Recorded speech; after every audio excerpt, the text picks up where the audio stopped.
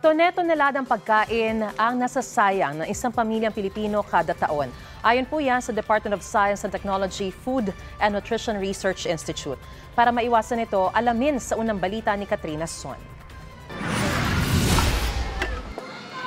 Ang 68 years old na si Florida Mendez Amor, minsan umaasa na lang daw sa pagpag o yung tira-tirang mga pagkain na ibinibigay sa kanila. Naranasan ko na pag nga po minsan binibigay sa amin, mga tira-tira diyan sa Tomas Morato, yung kung saan kami mga lakal, Beluna. Kinakain po namin, niluluto po namin. Mamamasura ko para makakain kami ng 2 beses sa loob ng isang araw.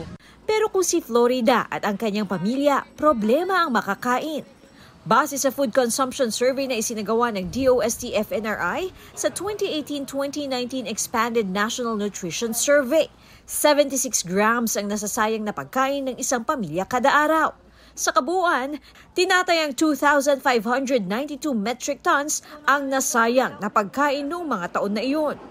Ang malaking parte raw ng nasasayang na pagkain sa buong maghapon ay ang kanin na 56 grams o katumbas ng 9 na kutsara, 2 kutsarita ng gulay at 2 kutsarita rin ng isda, manok o karne. Ang tinatawag natin na plate waste, ito po yung mga pagkain na pwede pa pong kainin. Edible pa po siya, pero itinatapon na lang ng ating mga pamilya. Base sa survey, ang mayayamang pamilya na may purchasing power at malalaking pamilya na hindi nagpaplano ang pagluluto ang maraming nasasayang na pagkain.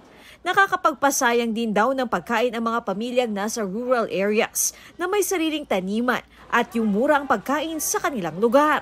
May mga panukalang batas sa Senado at Kamara na layong tugunan ang food waste. Pwede po yan through food donation, redistribution at saka pag-recycle po ng ating mga pagkain. Payo ng DOST-FNRI para maiwasan ang pagsasayang ng pagkain. Planuhin ang iluluto para sakto lang sa mga kakainin. Kung ayaw ng kaning lamig, pwede namang itong isangag. Kung overripe naman ang prutas, pwedeng gawing jam.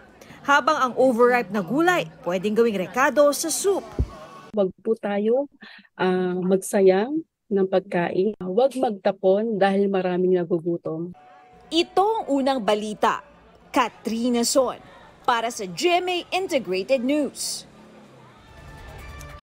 Mga kapuso, para una ka sa mga balita, mag-subscribe sa GMA Integrated News sa YouTube. Sa mga kapuso abroad, subaybayan niyo po kami sa GMA Pinoy TV at sa www.gmanews.tv.